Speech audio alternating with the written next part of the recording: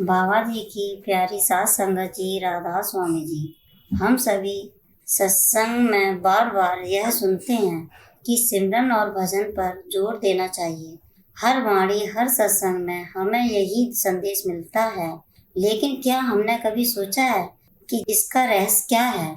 इसको संत बार बार हमें सिमरन और भजन करने के लिए प्रेरित करते हैं। हमें यह सर्वोच्च प्राथमिकता क्यों देनी चाहिए? और सबसे बड़ा सवाल, हमें सिमरन भजन इतना कठिन क्यों लगता है? हमने कभी इस पर गंभीरता से विचार किया है? नहीं।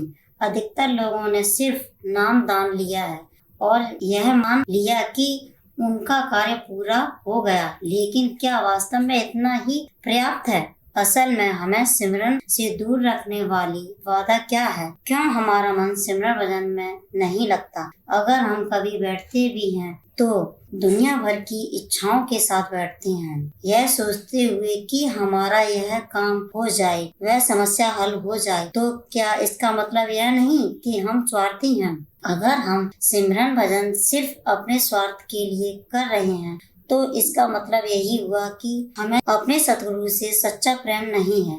हम उनके चरणों में सिर्फ अपनी इच्छाओं की पूर्ति के लिए बैठते हैं और जब वे पूरी नहीं होती तो हमें सिमरन कठिन लगने लगता है। साथ संगत जी, अगर हम सच्ची आध्यात्मिकता प्रगति करना चाहते हैं तो हमें सिमरन भजन को निष्काम भाव से करना होगा, बिना किसी स्वार्थ, बिना किसी इच्छा के। जब तक हम अपने मन की इच्छाओं को साथ लेकर सिमरन करेंगे, तब तक हम कभी भी इस मार्ग में आगे नहीं बढ़ पाएंगे। सचखंड तक पहुंचना तो बहुत दूर की बात है। सतगुरु जब जानते हैं, वे हमारे हृदय की हर इच्छा से परिचित हैं। हमें क्या चाहिए, हमारे लिए क्या अच्छा है, क्या बुरा है, यह सब उनके भली भांति पता है। अगर हम निस्वार्थ भाव से, श्रद्धा और समर्पण के साथ सिमरन भजन करेंगे तो हमारी सभी उचित इच्छाएं अपने आप पूरी हो जाएंगी। हमें मांगने की कोई आवश्यकता नहीं पड़ेगी, क्योंकि जो हमारे लिए उचित होगा वह सतगुरु स्वयं प्रदान करेंगे। इसलिए जब हम सिमरन भजन की बैठक में बैठे तो हमें यह नहीं सोचना चाहिए कि हम यह शरीर हैं। हमें यह स्मरण करना चाहिए कि हम आत्मा हैं और यह शरीर मात्र एक किराए का मकान है। यह मकान किराए पर दिया गया है, किसी को 50 साल के लिए, किसी को 60 साल के लिए और किसी को 70 साल के लिए। जब हम भजन करते हैं तो हमारे अंदर कई चीजें प्रकट होती हैं और हमें गहरे अनुभव मिलते हैं। साथ संगत जी, हम आपको एक साखी सुनाते हैं। यह साखी एक सत्संगी माता जी की है जो बहुत भक्ति में थी। वे रोजाना सिमरन भजन के लिए 4 घंटे देती थी, जो कि सतगुरु द्वारा बताए गए समय से 2 गुना था। माता जी की उम्र 50 साल थी और उन्हें 35 साल की उम्र में नामदान प्राप्त हुआ था। उन्होंने गुरु की शिक्षाओं के अनुसार पूरी निष्ठा से भजन समाधि का साधना की। वे जिस तरह बैठने और ध्यान करने को कहा गया था उसी प्रकार करती थीं और पूर्ण श्रद्धा से परमात्मा का भजन सुमरन करती थीं। आज देखिए उन पर मालिक की अपार कृपा है। कई सत्संगी भाई बहन उनके पास आते हैं और अपने आध्यात्मिकता अनुभव साझा करते हैं। माता जी भी उन्हें इस आध्यात्मिकता मार्ग की सही दिशा दिखाती हैं, कैसे हमें परमात्मा के मार्ग पर आगे बढ़ना चाहिए और किन बातों का विशेष ध्यान रखना चाहिए। अपने अनुभवों के आधार पर माता जी सबको सही राह दिखाती हैं। इसलिए साथ संगत जी, इस साखी को पूरा सुनिए ताकि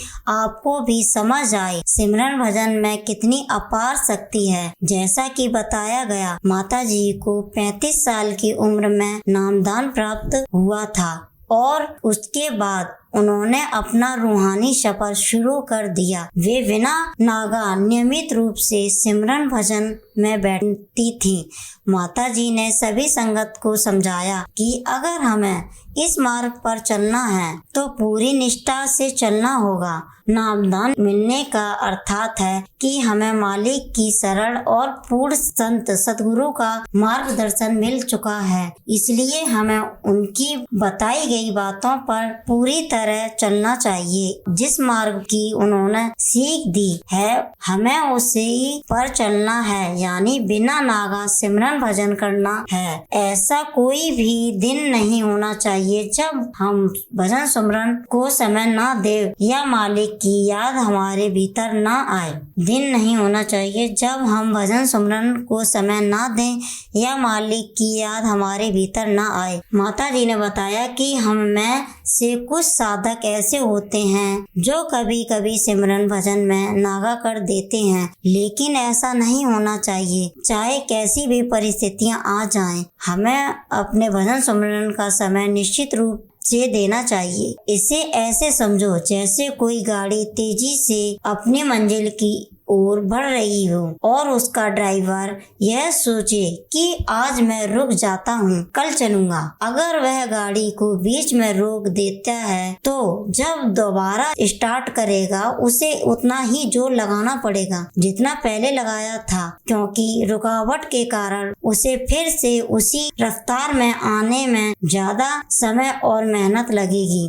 अब यह नहीं कहा जा सकता कि उसे दोबारा गति पकड़ने में कितना समय लगेगा। ठीक है, इसी तरह हमें भी बिना नागा किए सिमरन भजन को समय देना चाहिए, क्योंकि हमें यह नहीं पता कि हमारी रूहानियत में कितनी तरक्की हो चुकी है या हो रही है। हो सकता है कि हम उन्नति के एक महत्वपूर्ण मोड़ पर हों और अगर हम अगले दिन सिमरन भजन ना करें तो हमें खुद ही अपनी प्रगति में रुकावट डाल दे। इससे हमें बड़ा नुकसान हो सकता है जिसका हमें अंदाजा भी नहीं होगा। इसलिए इस बात का हमें विशेष ध्यान रखना चाहिए कि हम सिमरन भजन को नियमित रूप से करें जैसा हमें सिखाया गया है। जब हम इसे लगातार करने लगते हैं तो सतगुरु की कृपा से ध्यान अपना शुरू हो जाता है और जब ध्यान लगने लगता है तो हमारी आत्मा पैरों के तलवों से ऊपर की ओर चढ़ना शुरू कर देती है। जैसे जैसे रूह